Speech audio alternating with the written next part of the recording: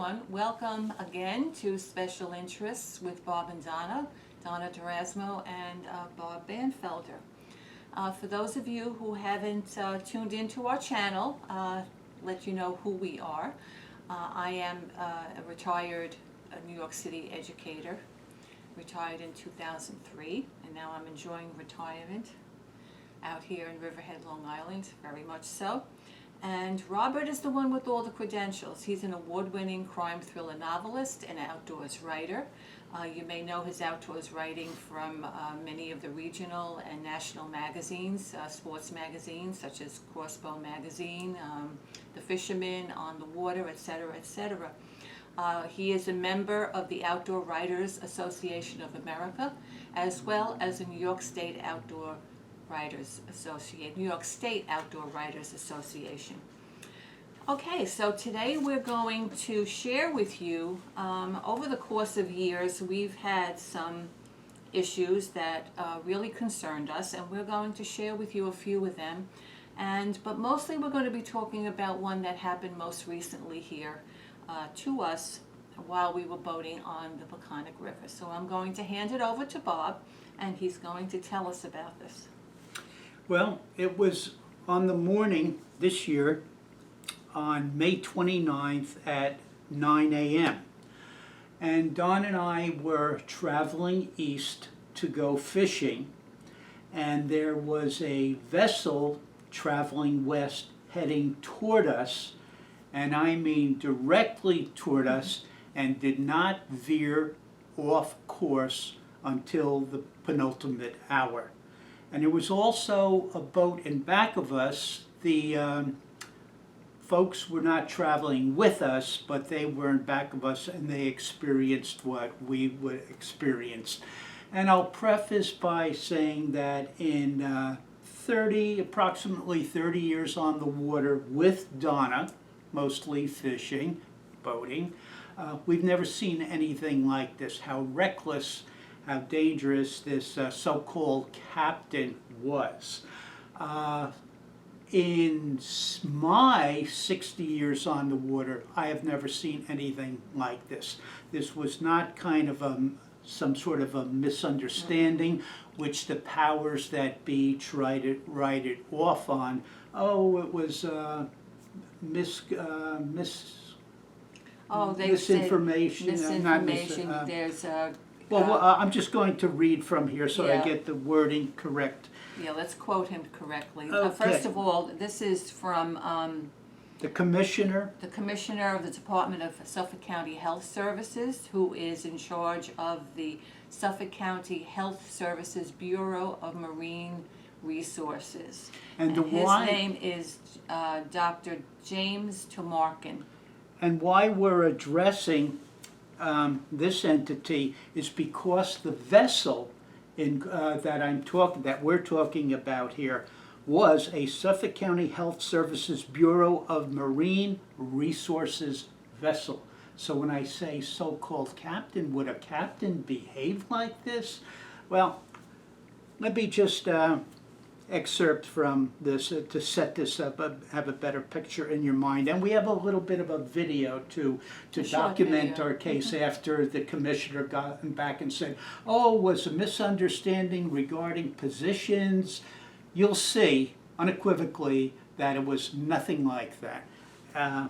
So, dear Mr. Tremarkin, with regard to your letter dated June 21st, 2019, postmarked June 26, 2019, let us assure you that there was absolutely no confusion about positions and attended courses.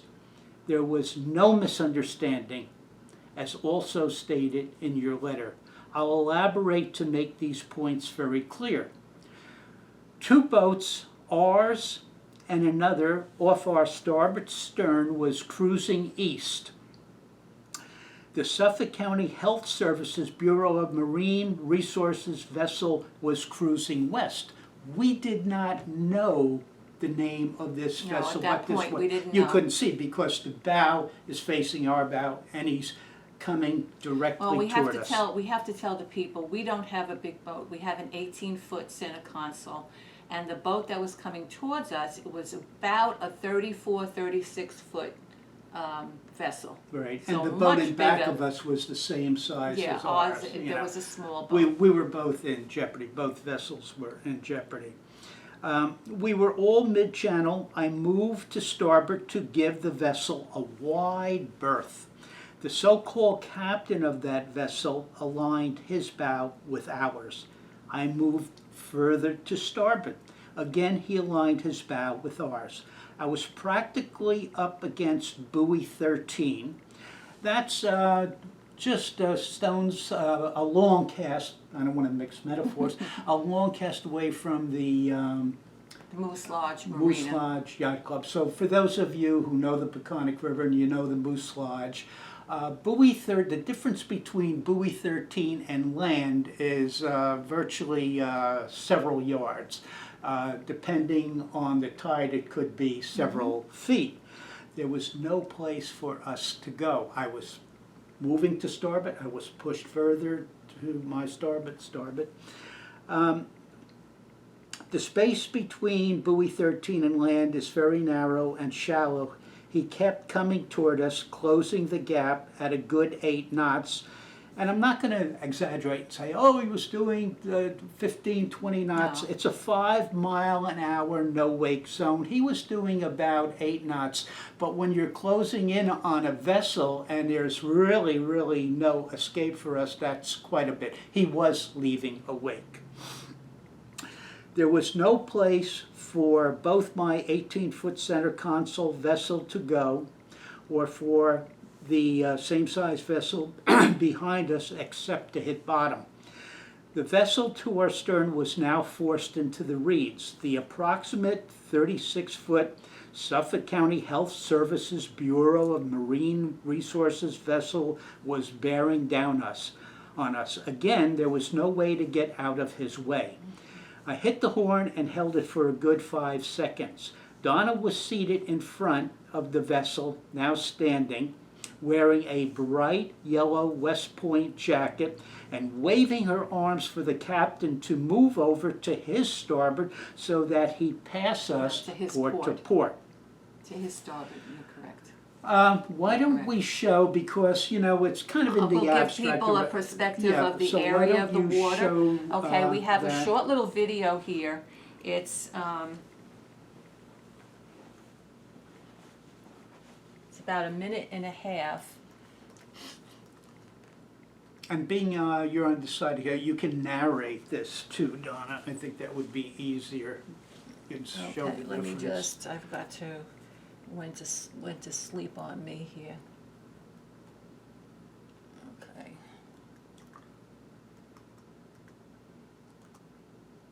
Okay. Can you enlarge that picture? Let me just focus in for the folks, Okay. okay? And I'll enlarge it and they can get an idea of the area that we are speaking of, because it's kind of hard to And while understand you're what's doing going that, on. I'll just read on here a bit. Only at the last possible moment did that so-called captain veer sharply to his starboard, just missing us. As he passed, I hollered out, "Port to port when passing, Captain." I was about to add, "Red right returning," in other words, the rules of the road, if you will. "Red right returning, Captain." You don't have to be a lip reader to note that he mouthed, "You." Only then did I realize that the vessel was a Suffolk County Health Services Bureau of Marine Resources craft. I could have practically reached out and touched those letters. That's how close he was to us. It was quite reckless. Yes, it was and it was no misunderstanding, no confusion. He was just being a jerk. Okay. The boat in back of us, the captain of that boat said, "Did you see that?" Well, of course we saw that. course. He says, "Marine Resources vessel." He could not believe. He was nonplussed. Okay, So- let me just give them an idea. Okay, titled See Something, Say Nothing. Okay, here we are on the Peconic River, and we're heading west, and the green buoy that Bob was talking about off land is on the left side of the screen, and you can see the boats at the Moose Lodge Marina, and to the right there was plenty of room for this vessel to go. And as a matter of fact, that morning there was a very, very high tide at 9 o'clock in the morning, so he had no problem trying to navigate. And he was supposed to be, in a little bit you're going to see a red buoy in the distance. So you're going to, yeah, that's where he should have been heading. Look at all Closer this to- water, all the closer to space the- that yeah. he has. He's got plenty of space, and he decided that he was going to go right onto our bow and, put us in danger. And I was sitting in the front, so it was very scary for us. Very scary. But this is the area that we're talking about. And you could see there's plenty of water, and of course there's plenty of deep water to the right, to his starboard, because all the boats are docked there. And he should be heading straight toward, alongside that marina, and instead chose to head straight towards us until Bob sounded the horn. Now, the captain, so-called captain of this vessel, had a female passenger with him. We were so close that I made contact with, looking into the eyes of this captain right up to that penultimate hour. The woman that he was with, the young lady that he was with, was horrified. Her mouth, her jaw dropped like this type of thing. She was nonplussed. Was just really unbelievable. So this is some of the things. We've had a couple of battles over the years. We're not, we don't look for trouble. When we find trouble, when something should be addressed, we address it. So we went back and forth. This is a small file, but the point is we wrote to everyone. Everyone that should be apprised of this situation. We got a quasi rhetorical letter from Cuomo's office. Oh, we appreciate your, comments. Yeah, the standard, Nothing was done the about it. standard.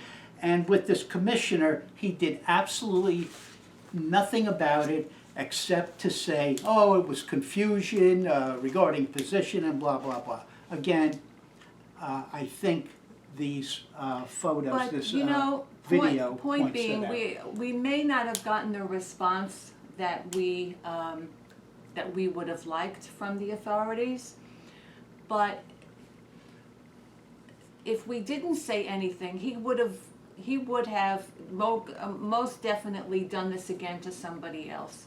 Maybe he'll think twice, because Maybe- somebody will maybe say he'll think something twice. about it, and then, his job will be in jeopardy, which of course I'm sure he does not want to, want to happen. So, especially these days when we have so much nonsense going on with violence, etc., if you see something that doesn't sit right with you, say something. It may be nothing, but it's better that you do that, that you say something, rather than, God forbid, something happens and people get hurt or die. Okay, Donna, again, what did we title this? See something, say nothing. Okay, notice the emphasis on say nothing. Well, it's see something, say something. We dealt with a horrific circumstances. We love the Peconic River. We fished the Peconic River. We boat the Peconic River. We've been on the Peconic. We live on the Peconic River. We've been on the river, as I mentioned earlier, almost 28, 29 years. That was with. This was regarding the Riverhead sewage treatment plant. In conjunction with the powers that be, allowed for partially treated sewage 4 times the amount permitted by the DEC to Into the Peconic River. deposit, well, wait till we get there, you won't believe this, feces into the Peconic River. Knowing that the treatment plant was operating only at 50% effectiveness because of ongoing repairs and complete rebuilding. At the expense of sounding rather presumptuous, there is a reason why two of my award-winning novels, well, I'll get past that. During the past 215 season, our outlying area bays, Reeves Bay, Flanders Bay, Great Peconic Bay, Little Peconic Bay, through which partially treated wastewater flows from Riverhead sewage plant, experienced both a serious bunker, menhaden, fish die-off, as well as the discovery of many dead diamondback terrapin turtles. The turtles are highly prized to have died off after eating toxic mollusks in those bay areas. They're highly suspected, not prized, highly suspected. Okay, thank you, stand corrected here. To have An died. earlier horrific bunker die-off occurred back in 2009. The Riverhead sewage plant has been getting away with dumping untreated and partially treated sewage water into the Peconic River for many years. That covers one end of the Peconic River. Let's take a look near the other end, The upper back end. west. The upper end. Let's yes. travel back west, back in time to the Calverton, Manorville areas of Long Island, right along the Peconic River. A toxic plume was discovered in March of 2009 at the United States Navy Grumman property in the Calverton, Manorville area. Volatile organic compounds, a bridge to VOX, VOC, highly toxic chemicals were found to exceed as high as 200 times, it's not a misprint, 200 times the state's allowable drinking water standards. I could go on with this. This was a very serious matter. Due to a civilian advisory board was formed to fight the U.S. Navy, who initially disagreed with the DEC and didn't want to do anything. But the pressure of the people who live in the area, finally, the Navy started to clean up. And I don't know what the upshot of it is now, but we now have a sewage plant that is state of the art and has won many awards, our sewage plant in Riverhead. So And we'll we're be very taking happy a about close that. look at that in a decade or so, because Yes, that's well, when of you course, start to of see course, of problems. So anyways, that was nipped in the bud. Here's an interesting, I'll be brief here, or try to be brief. One day I was in our kitchen making pasta fagioli soup. And I usually make my own chicken broth, but once in a while I cheat and I'll get, well, in the past I'll virtually always get collagen. Well, I'm pouring this collagen broth from a container and I'm looking at this and it is a jade green. It looked, something was wrong. Long story short, this file, actually there's another part to this file. College Inn from the onset did not want to do anything about this. And I hung up, before hanging up with the woman, I said, listen, I don't know my way around this block, but I can assure you I'm going to address this with the health department. Only then did they get on the ball. I wanted to have this container tested. And they said, oh, we're definitely going to do it. Well, they dragged their feet for days, giving us all kinds of excuses. The person who was supposed to come down is sick now and blah, blah, blah. Don and I went off to supermarkets and spoke with the managers, and some, I won't name the baddies, but they were really not interested. A couple of them were interested and actually took it off the Took it off shelf the shelf. and As a matter of fact, looked. it was Best Yet in Riverhead that did that. He was very concerned. Okay. You know, he took my word for it. We had a couple other battles, which I won't go into, No. but I'm a fighter like that. When I see something wrong, when I see injustice, and I'm not the wise guy, Donna's not the wise guy, we just, we're indefatigable.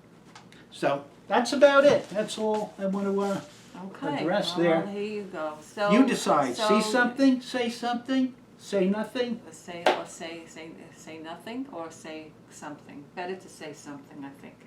But anyway, for whatever it's worth, folks, that's been our experience over the course of, oh gosh, how many years? Yeah, how many, tell Too them. many years. Too many years. 46 years together, 47 something years, like that. okay. And I'd like to think that everything will be copacetic, but you never know what life is going to throw your way, and you have to do what you have to do. So anyway, we just wanted to share the information, and we appreciate you watching. Give us a thumbs up if you found it informative, and share with us if you've had any experiences in the comment box below. Maybe you've had experiences that you would like to share with the public. So until next time, thank you for watching Special Interests with Bob and Donna, and we'll see you.